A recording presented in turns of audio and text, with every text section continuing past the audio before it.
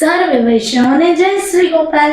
આજે આપણે પરમ ભગવદીય વૈષ્ણવ શ્રી કાંજીભાઈ અને કમરીબાઈના પ્રસંગનું પઠન કરવા જઈ રહ્યા છીએ, જેની શરૂઆત આપણે શ્રી ગોપાલજીની વંદનાથી કરીએ।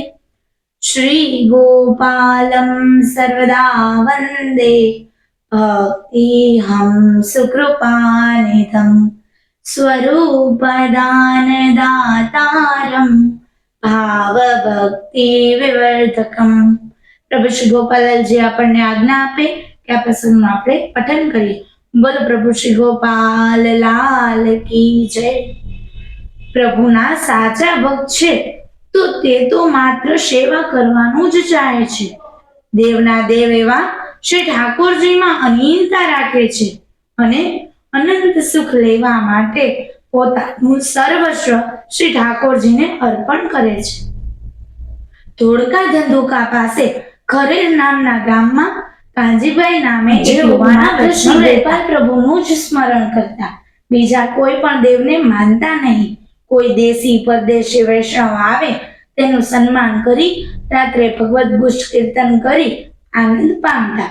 શ્રી ગોપાલજીના સેવનમાં અને ગુણગાન કરવામાં મશગુલ બની જતા।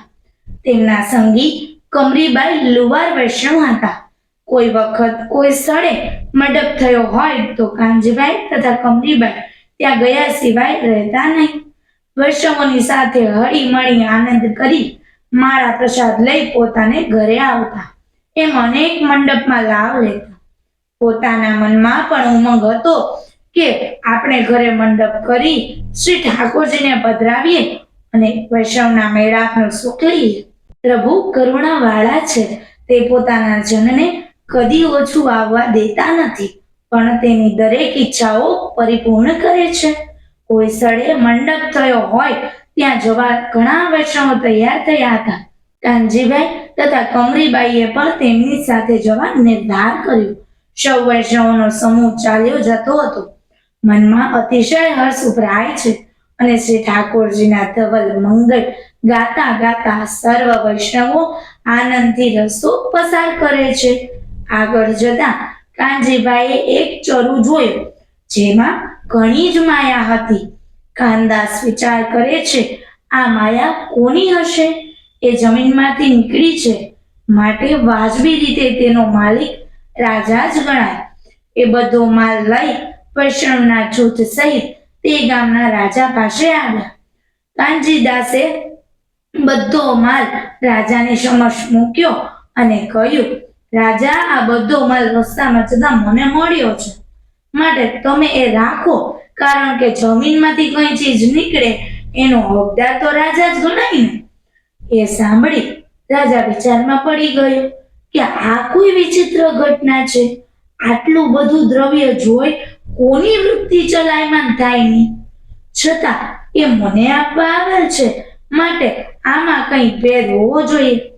જો એ દ્રવ્ય હું રાખીશ તો જરૂર મારું અનિષ્ટ જ થશે, માટે એ મારા કામનું નથી। એમ વિચારી દીનતાથી કહેવા લાગ્યા, મારાથી એ ન જ રાખી શકાય। તમે પ્રભુના કૃપા પાત્ર છો, તમારા ઉપર પ્રભુની કૃપા થઈ છે, તેથી તમને એ માયા મળી જણાય છે। તમે મહાન વૈષ્ણવો છો, જેના તમે અધિકારી છો, એ સૌ આપનું જ ગણાય છે, એટલે કે તે લઈ તમે જ ઉપભોગ કરો, એટલે કે આ બધું તમે જ રાખો। એમ કહી એમને બધું જ રાજાએ સોંપી આપ્યું। બધા વૈષ્ણવોએ મળી વિચાર કર્યો કે કાનદાસને હાથ લાગ્યું છે, માટે એ જ લઈ જાય છે, તેના હકદાર તે જ છે, વળી રાજાએ પણ એમને જ સોંપ્યું। સૌની આજ્ઞાથી કાનદાસે તે લીધું અને પ્રભુની કૃપા માની અને કહેવા લાગ્યા, ધન આ મળ્યું પણ શું કરું, મહેનત કશી કીધી નથી। ક્ષણવીણ કાંઈ આવે મળે તેમાં કશી સિદ્ધિ નથી। તે હોય કેવા જીવનું આખર મને વ્યાધિ નડે, જેથી કહો પાય એવો સર્વ ઠેકાણે પડે। વૈષ્ણવો પ્રતિ વિનંતી કરવા લાગ્યા કે આ ધન તો મળ્યું, પણ એ કઈ મારી મહેનતનું થોડી કહેવાય। મહેનત વિના આવી મળેલા ધનથી કઈ સિદ્ધિ ન થાય। વળી તે કોણ જાણે કેવા જીવનું હંગરેલું હશે। કદાચ મારે આખર વ્યાધિ ભોગવવી પડે, એટલે કે કદાચ મારે પછી ઉપાધિ લેવી પડે, માટે એવો ઉપાય બતાવો કે જેથી સર્વે ધન ઠેકાણે પડે ને એનો સદુપયોગ થાય. જેથી કરીને મને એવો ઉપાય ઉપયોગ બતાવો કે આ બધું જ ધન છે એ ઠેકાણે પડી જાય ને એનો સારો એવો ઉપયોગ પણ થઈ જાય. વૈષ્ણવો કહે, તમને બહુ સારો વિચાર આવ્યો છે, માટે તમો મોટો મંડપ બાંધો અને શ્રી ઠાકોરજીને પધરાવી વૈષ્ણવોને લાવ લેવરાવો.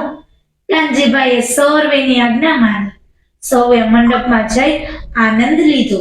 પછી કાનજીભાઈ ઘરે આવી પત્રિકા લખી.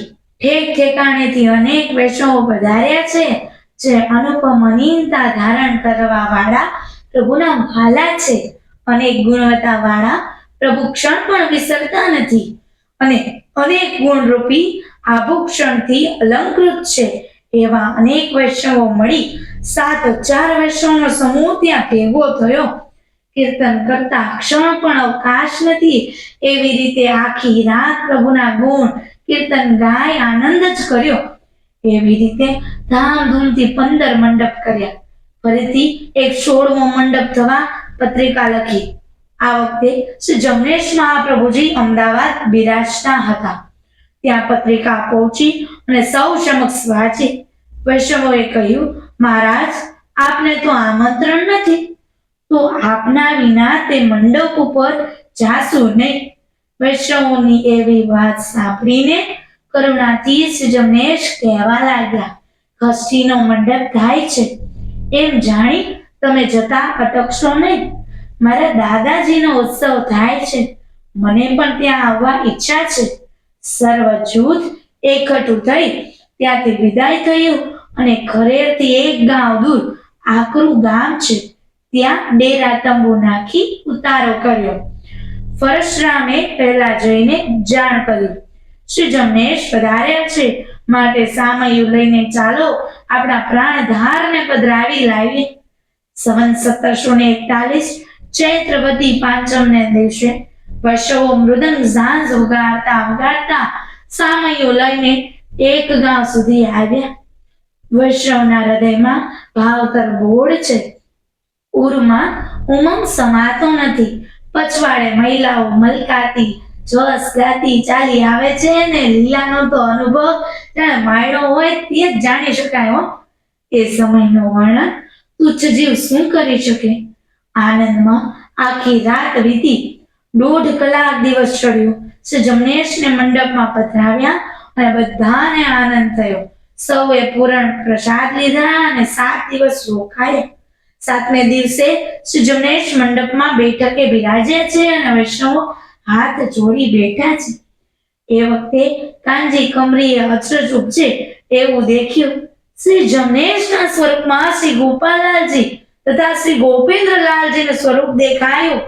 કાનજીભાઈ તથા કમરીબાઈ તેમની પાસે ગયા અને ચરણ સ્પર્શ કર્યા. તે દિવસથી ત્રણેય સ્વરૂપનું ધ્યાન કરવા લાગ્યા અને તે દિવસથી ત્રણેય સ્વરૂપની એક્યતા કરી. ત્રણેય સ્વરૂપના સેવક એકત્ર થયા અને જય શ્રી ગોપાલ કહેવા લાગ્યા. એ પ્રમાણે પોતાના જીવોને આનંદ આપતા, સુખમાં અધિકતા કરતા આ પોખરલા પધાર્યા. ત્યાં કસિયાભાઈ રાજગરના દીકરા ગોપાલદાસ અને તેમના દીકરા રઘા રાજગર ઉપર કૃપા કરી અને દર્શન આપ્યા.